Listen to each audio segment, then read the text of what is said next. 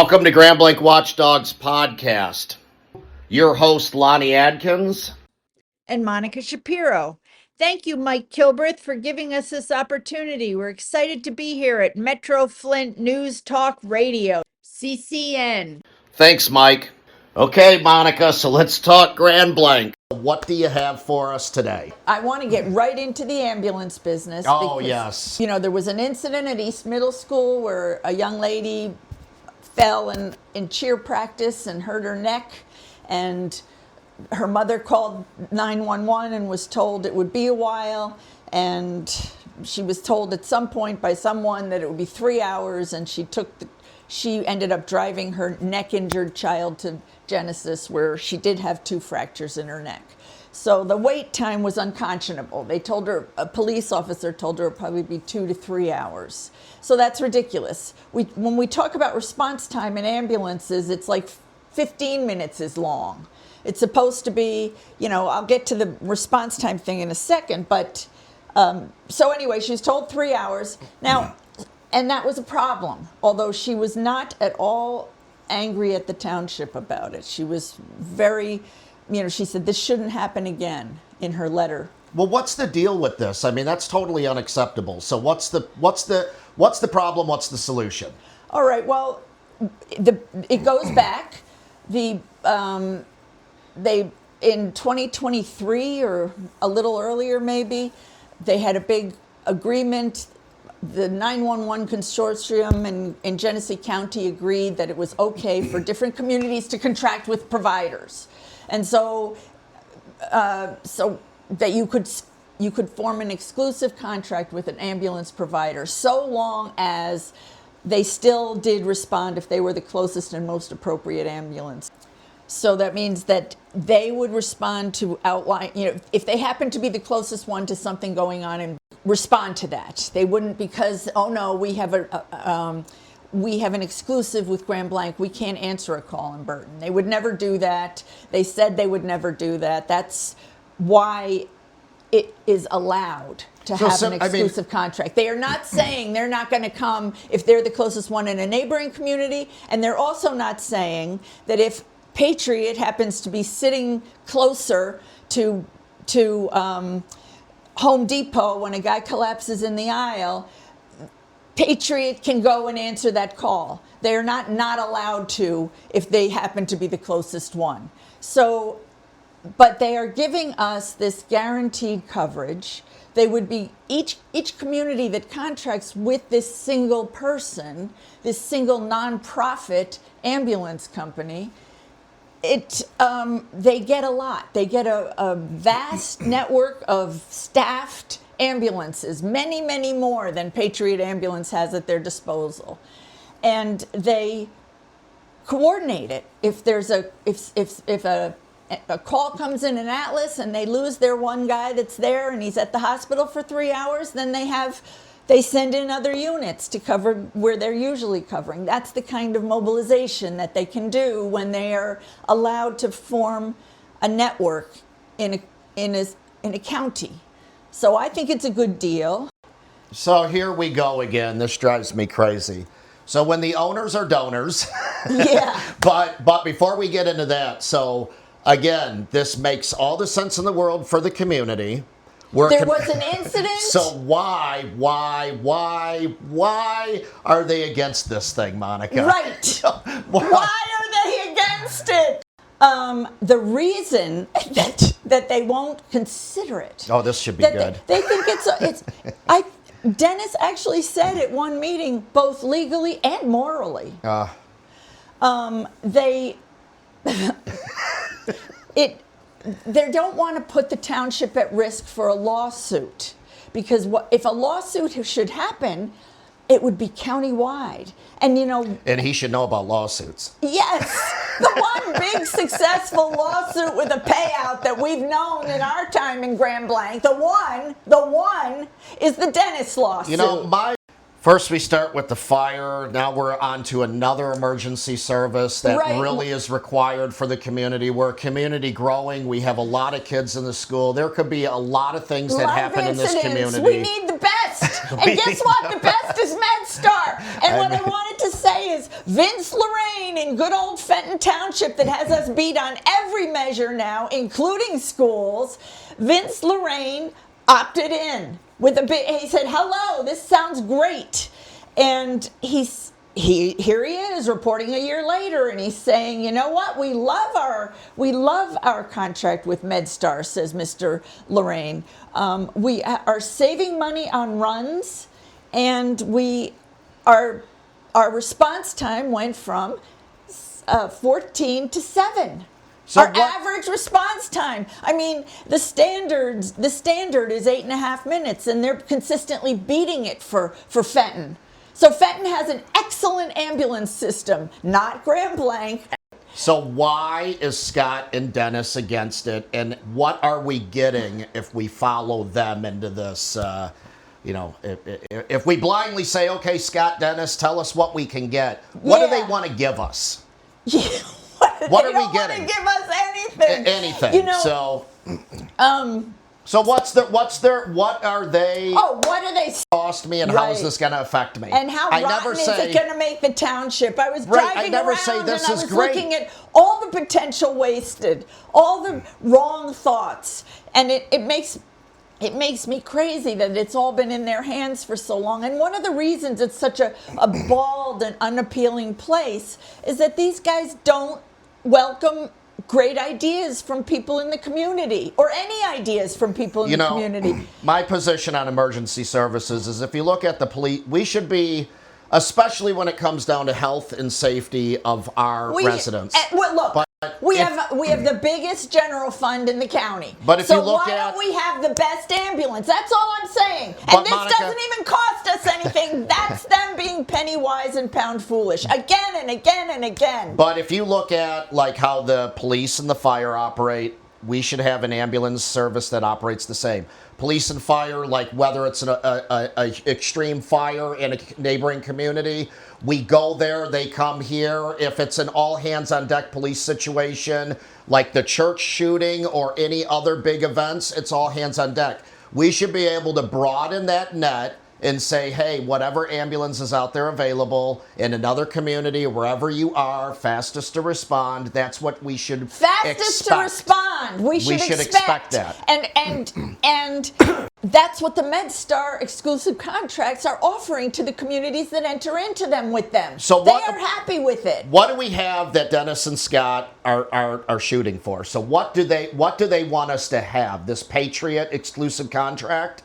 Yes. Is that what this is? So locked into one? It's not. It's funny because the geofencing actually seems to be more in line with the kind of thing you get sued for, because they don't have enough staff. So what they do in the city is the firefighters become employees of Patriot.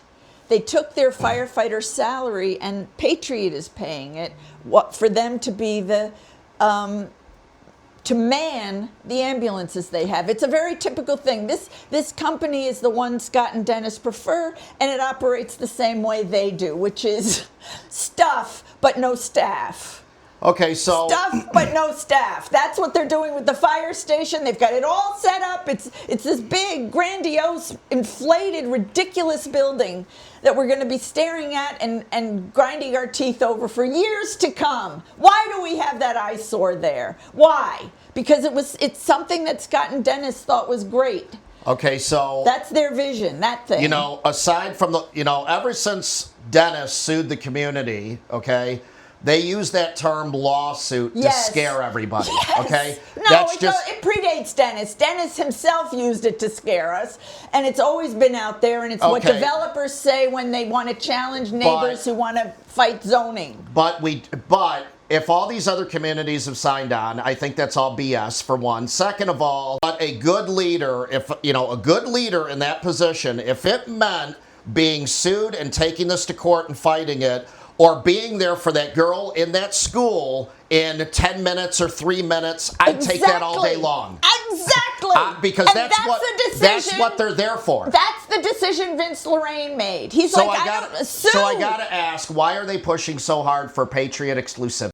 What do we know? We know that he was the lead he gave more to Mr. Bennett's camp. The vice president and the president of Patriot Ambulance are right here in the campaign finance that they have to disclose. So they're big donors, and obviously they're going to try and protect their company. Their company.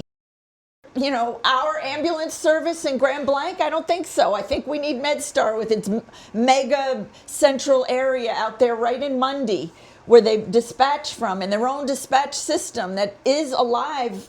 The point about geofencing is, I believe they turn off the calls unless they're a tier 1. Maybe they'll reach out to these guys that are sitting in Grand Blanc. That's the idea of geofencing. They're sort of not on the radio or something.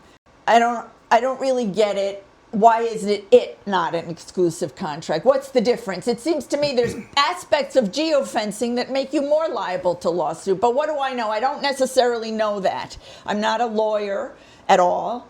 But okay, if it doesn't cost us anything, why wouldn't you just enter into an agreement with the best to give place? the residents With the best place. That's the something best else. options available? Yes. You know, they say it's demonstrated across the county where these people have them that their response times went down. It's demonstrated that they saved money on ambulance runs. It's demonstrated, and the lawsuit aspect is ridiculous. They have it in it.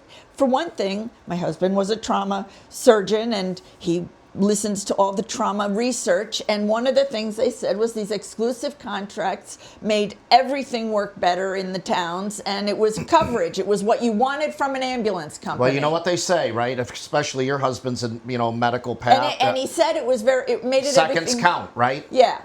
So and I mean, also at end to end and quality control and keeping track of all the things you need to do to make sure that you aren't liable, because you have done what you should do. You have to record keep that stuff, and so that stuff was streamlined when you had one single system. Those people knew what to do when they got to all the different hospitals. And he said in a hospital where you had a bunch of different ambulances, a lot of stuff fell through the cracks.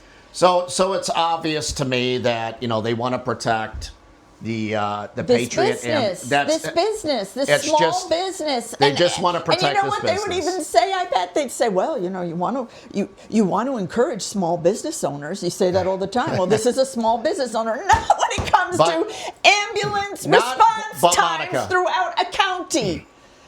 That's such a failed argument about supporting local small businesses. Yeah. Not when it comes down to the lives, the health, the safety of 30,000 residents, right? Again and again, they talk about this business of, we're becoming business friendly. We do everything we do to be we're business growing friendly. And we're going to have this and have that. Business. But it's, we pay the bulk of the money that forms the general fund. Our homeowner taxes pay everything. There is a commercial deal, and it's nice, but they go out of business and they leave. We're always going to be paying our homeowners taxes. Another issue with single sourcing emergency services is that might be good if your community was much smaller, yes. but we don't know anything, Monica, right? Do they have the horsepower behind them to maintain their vehicles? What kind of money do they have? Are they financially sound? That was a big thing.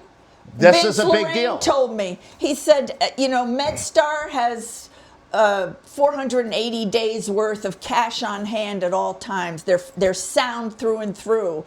And these other ones are hanging on. Well, they're privately owned, so you don't know, right? Right. You don't know. I mean, could you dial up, hey, how much does Patriot have on hand? How do they maintain their vehicles? What if a vehicle went down? Why didn't the board ask those questions because at the meeting where they were considering it? And that is why. The fact that the board did not, no one asked this. No one said, well, how have response times been in the city? Why wasn't it a factor in this incident at East Middle School? You're saying we'll have 3 ambulances. Well, how many do we need in the middle of the day? And what if we need more? And one of the things Medstar says is we have a very integrated system so that when there's a lot of demand in one area, we can mobilize that way very quickly, and we have so many people on hand. So I want to call Mr. Medstar, the guy that is always quoted in the Medstar articles. And I would also like to get Bruce Trevithick, who is recently retired, but he was in charge of Genesee County 911 policy or something. I don't know what his job was, but he has very strong ideas on these things. I want to get him. I want to get the Medstar guy, and I want to ask him those things. How do you mobilize? What do you offer? And also, I want to ask him the insurance, the liability question, because he's operating in over 70 communities throughout the state, and he doesn't seem worried about this liability thing. That is one of the things we always say about Dennis, is he's there to say no to anything. Dennis and Scott both, right? I mean, it's their How what's in their can we say personal no? interest. How can we make it look like we have no choice but to say no? Right.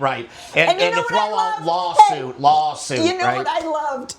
In the meeting where Mr. Trevithick talked, he came as a resident of Grand Blanc to say what we have for ambulance coverage is we should be a part of this. This is the best ambulance coverage out there. We should be a part of this. Why are we not? That was basically, he said it very well, and he said what the problems were. But I want him to come on and talk about this agreement that he thinks is good.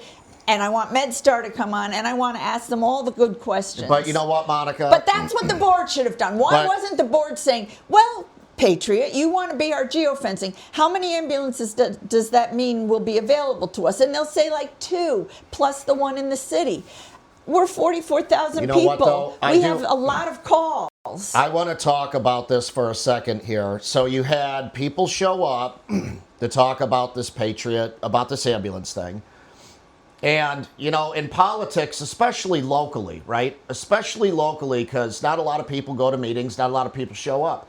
You should, if you can't sway your elected leaders locally to change course. Yes. And I do not see that ever being effective. They say, show up for meetings. No, because even with the fire, they'll go into these study groups and these task forces. You can't sway them. So these aren't good leaders, Monica, Right. because if you can't show up at a local level and change the course, or even get discussion going on, right, to get more information to convince you why maybe you're wrong or they're right. Yes. It is just shut up. This is what I'm doing. Yes. And the board was hand selected by Scott, and these people will just say, yes, Scott. They won't even speak up on behalf of the residents. They don't ask questions. So there is a very good question. I say that at that meeting, one of them should have stood up and said, you know what, I think we need to revisit this hard line we're taking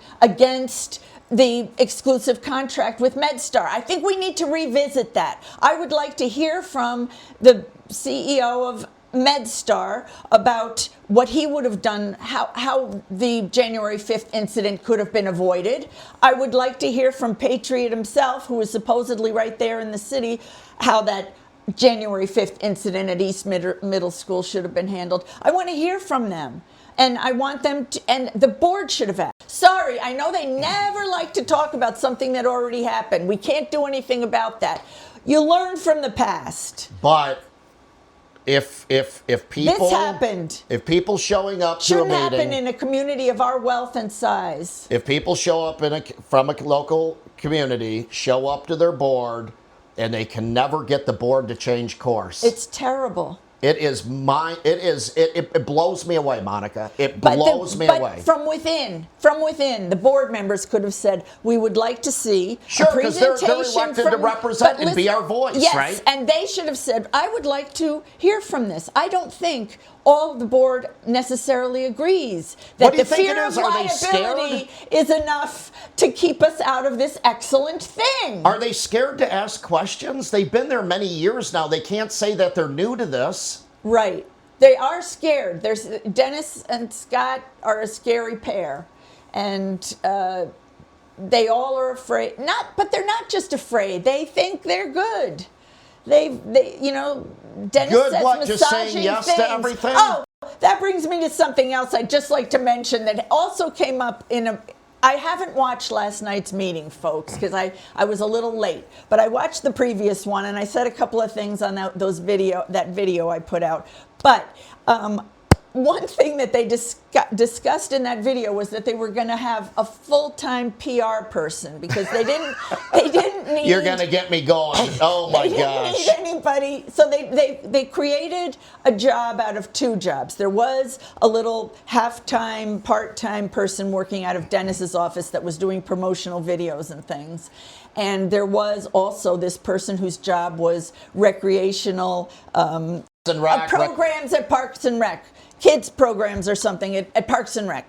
That person didn't have enough to do because the school had stepped in and taken over a lot of the functions at the park, which is the agreement we always used to have, which didn't cost as much, folks. It was a cheap way to go to have the school work with the school and have them set up some special programs at the park. Anyway, they've rediscovered that, and they realize they don't need this extra person, so they're going to fold two jobs into one, but on salary. So this they're person saving is what now? $15,000 a year. So what is this person? What Their is it? job is right there To protect them from the Dennis. recall? Because the timing is suspect. This So PR anyway, person. this PR person, Dennis goes, we need a person. The message needs to get out of what you people do here and why you do what you do. Right, I've seen the videos. Why do you Tell say me no? what. Yeah, right. Tell me what you do. Why can't we do anything that we want? Because it's a very hard job. We spend hours. So somehow he was going to say that this PR person was going to make that message for them so that people would be aware of what they do and what the problems are. And why is it always problems?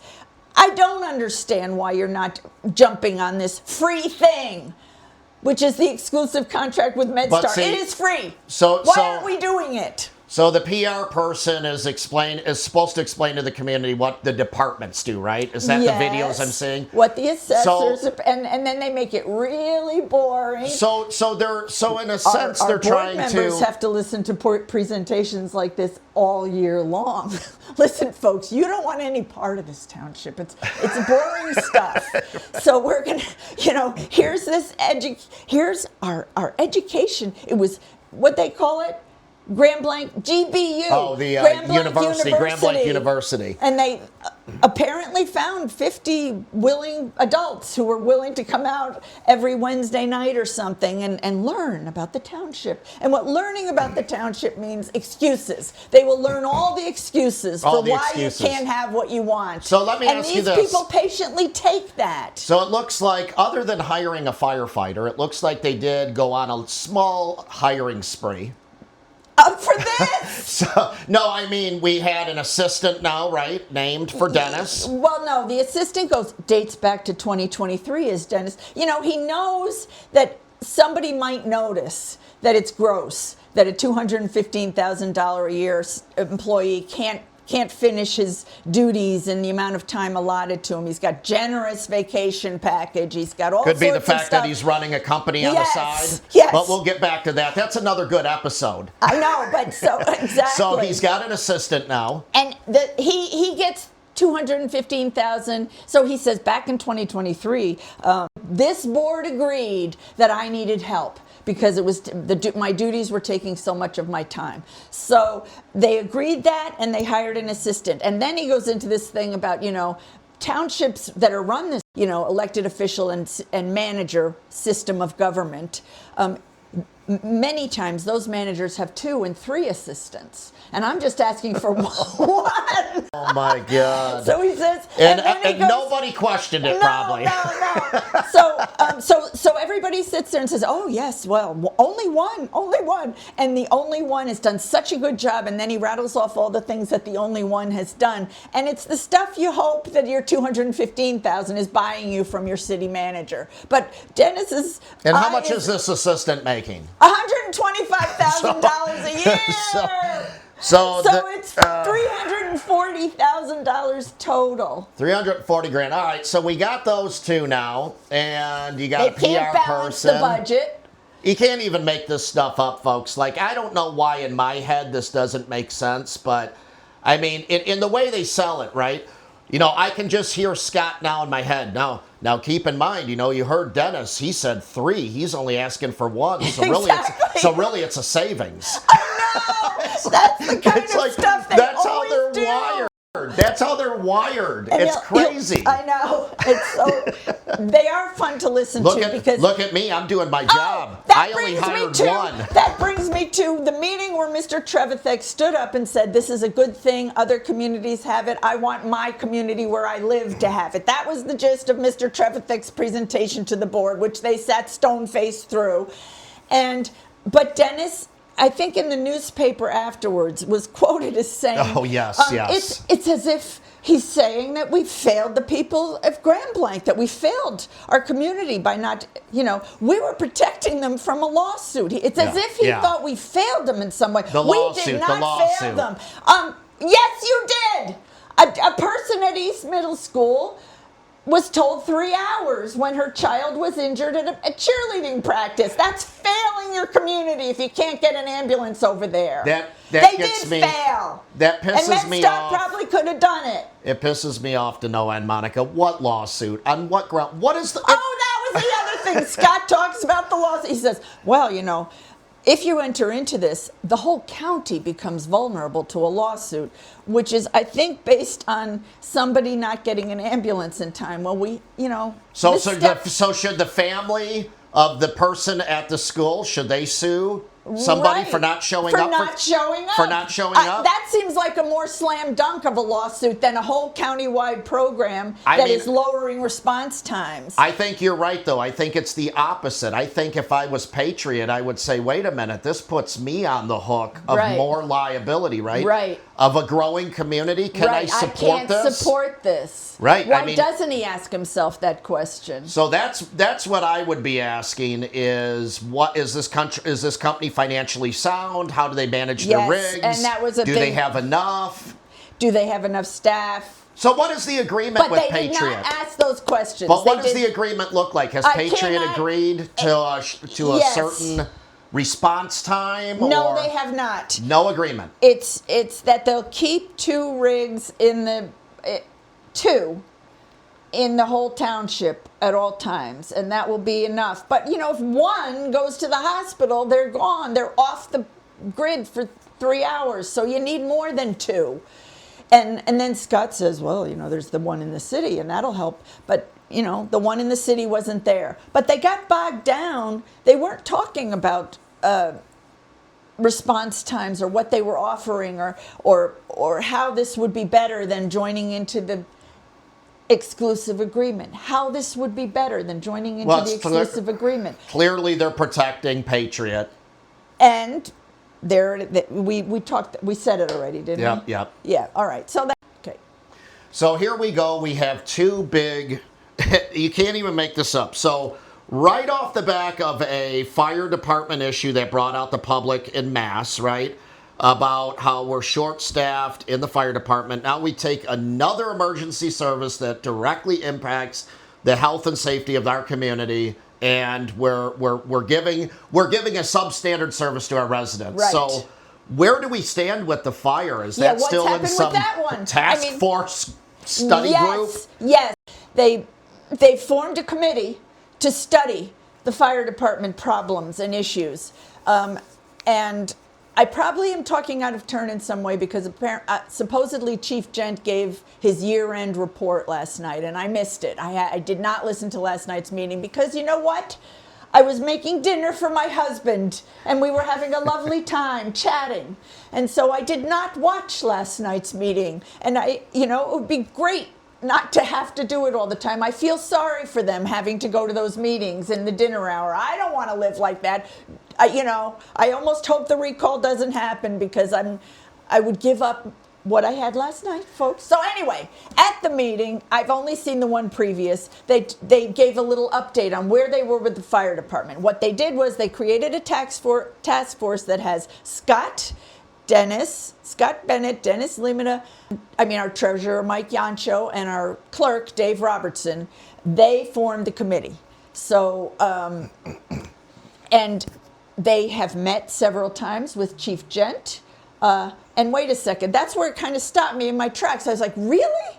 They made a committee to study the fire department in our town, and Gent is not on it. Gent is not the chairman of that committee. Well, they have a demonstrated heroic expert on these matters. I mean, Dennis and Scott have never shown up at a burning building with one green kid in the car, in the truck. They haven't had that experience. Gent has. Can you imagine? And he's working to make sure that it's avoided in the future. This is what we need. And he is saying this basic amount would make it possible for me to staff this correctly, at least within bounds where I'm not worried about how hard it will be if there is a real emergency. So the funny thing is, he warned them in August that they didn't have the right resources, that they needed this extra staffing, and then came the church fire. They did have an incident that was a problem with the staffing they had. It was a terrible emergency, but Chief Gent was so good and his men were so prompt to work with him that we got through it very well. But there was a moment when it was a little dicey. And so if you can't, there's a few jobs, it blows me away because there's job openings in Grand Blanc Township online. One is the chief of police now wants an assistant. Yeah. the Increase the bureaucracy. Give them these big salaries. They're not union, so the sky's the limit. But when it comes down to the fire, it's like, why is it so difficult to make a decision to reallocate 1.6% of the budget to give him four full-time guys? It's not enough, but he can work with that. We're not giving him the basic minimum. So back in August, they knew this. That's when they should have formed the task force, if they needed such a thing, with Chief Gent as chairman. Why they need such a thing? Why are those four nudniks discussing fire safety? Right. They hired Chief Gent. Let him figure it out. Give him the resources he needs, and go focus on your technology village toy that you think is so important. And this is all done pretty much behind closed doors, right? Because they don't have a quorum, so their task force can meet on the phone or in a room, because that's not a quorum, right? Oh. It's just three of them, three elected people. Yeah, that's open meetings. No, but it's not unless they have a quorum. Right. So they great. So I'm just saying, they didn't violate open meetings. But do we know what thing. they're talking about? But I don't care if you violate open meetings. Have a quorum if Chief Gent is chairing the thing, or just listen to the guy and stop wasting our time with these. Since we all came out and yomped about fire safety and give him what he wants, basically. It's so funny though, Monica, because they have made these little gestures and forming a task force, meeting, nothing like just fix the damn budget. 1.6%. Give him what he wants and move on. You have your other preoccupations. Now, when I sat on that board, I can tell you that when the police need officers, don't get into the competition between the police and the fire. But it's all public safety. Yeah, it is. I'm not creating competition. I'm talking reality. You're setting a standard. What they do for police, they should also be doing for fire. And guess what? Doing it for fire isn't as expensive. But I'm just saying, we rely on the department heads. Yes. It's not about competition. It's if the chief of police come to the board and say, hey, this is a safety issue, I'm short on patrolmen or whatever, that board has always just said, okay. Yeah. There's no task force. Right. To say, well, let's dig into your operational part of your... Exactly. And Chief, you're not part of it. Right. We will manage the police department in a closed-door meeting without you. So fire department, it's still public safety. So with cutting the chief out of the fire... What decisions are they making? Crazy, stupid one. And what's there to study? I can't say stupid. I'm very sorry. Why do you have to study it for so long? Right, again and again. So Scott says, well, we've been meeting, and we've been meeting many times, and we've met with other communities we're talking about sharing. Like, for one thing, why should we have 5 ladder trucks across our... So it's okay to talk to other communities to share fire, but when you talk about ambulance, we have to protect the donors. Right? Yeah. I'm just saying, it's okay to talk about... Yeah. To share resources and then work it becomes with other towns. It becomes important, right? Yeah. But when we were sharing with the city, they couldn't wait to cancel that agreement. Exactly. But yes. Yes, I mean, the city in our midst, we decided to break that up. You were a part of that board that did that, but you were led to do that. It was an awful thing. But we build a fire department. Yeah. We're not following the direction or the recommendation of the chief that we hired. Okay, but that isn't it. We were at the point of saying, I'm going to stop it, and I'm going to. And the question I have always is, why didn't they, if they had to have this task force, which is your point, we don't have to have a task force. It's, what is it with all these meetings with politicians now and one bureaucrat discussing fire safety matters and excluding the chief, except we did meet with Chief Gent several times. We did meet with him and hear his requests. No, he guides the process. That's what you hired him to do, guide the process. Well, obviously the task force was to get the public to quiet down. And so anyway, they heard about it in August. If they wanted to have this task force business, they knew about this problem in August. That's the reason them voting yes on that budget is so reprehensible. That's the reason it's the topic of the recall. That's why it's in the language. What they did was they saw this need in August and did nothing about it. And that was the time to say, let's have a task force. Let's figure this out. Then they heard the budget again in September. Was it? No. They heard the budget in early September, and there was a formal presentation. And at that moment, they should have said, hey, look, there's a gap here in fire safety. What if there's a big emergency? What will happen? And then September 28th, there was the biggest emergency. So the board was asleep there. So this task force has been meeting now since the night of the big meeting. Just let me get finished. They could have been thinking about this stuff back in August when Gent first said it was a problem and told them what he had learned. Then he'd been hired to fix this staffing, and he said, this is the minimum. And they turned him down. And that's the part that's so preposterous. Why did they turn him down? It was 1.6% of the budget. Rebalance it, Dennis. So the big meeting was back in like October when a lot of the public showed up. So we're talking, and their solution was, oh boy, don't clap. And then next was, we'll create a task force. But let's see, you've got October, the public November, comes out and again, December, like January, said, February. Hey, go back to what you said. The public came out in an attempt to sway their local government and to say, this is important, folks. How do you change Why did they get their back up against that? Why? The people did come and they said, we support this man and you, our board, should too. Why can't this community sway this board ever to change course? They couldn't that night because all they got for their pains was being yelled at by Scott to stop clapping. And we'll set up a task force and we'll really dig deep into this. Meanwhile, push the budget through. We'll look at this in the new year. We're 5 months. We'll look at this in the new year. August, he warned them he needed those people. Well, and we're 5 months into the task force. Happened. We're 5 months in. So what's going on? I mean, why didn't they immediately say, this church fire happened, whoa, we need to make sure we give him what he needs and we did wrong. That's the problem. There it is in a nutshell. They know they were wrong. And Dennis had a power game going with him. $440,000 he couldn't find in that bloated, ridiculous budget. So yeah, when they all voted yes in lockstep on December 9th, yeah.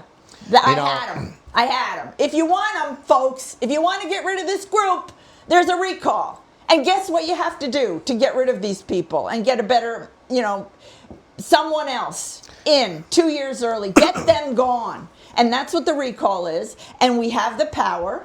What you have to do, it's a little arduous. It's a little arduous, Lonnie. You have to sign a lot. You have to sign 5 times, and you have to print out your address because they suddenly made it a thing that you can't pre-print addresses and have a signature. Everybody's got to write their whole address, and if they detect that their address wasn't written by them, they'll discard the signature. So anyway, with 6,000 of you listening to this, I hope, now that we're on CCO, all you have to do is sign. and a regime change will happen. But that is democracy at work, folks. But I do want to talk you don't about like this. the regime. Your eyes are opened up now to what they weren't opened up to before. Guess what? Here's a democratic, peaceful, cheap avenue to make change. We're not going to have a riot in the street. We're not going to be fighting with each other. We're just going to be saying, you know what? This is not good. We can change it. Let's sign the petitions.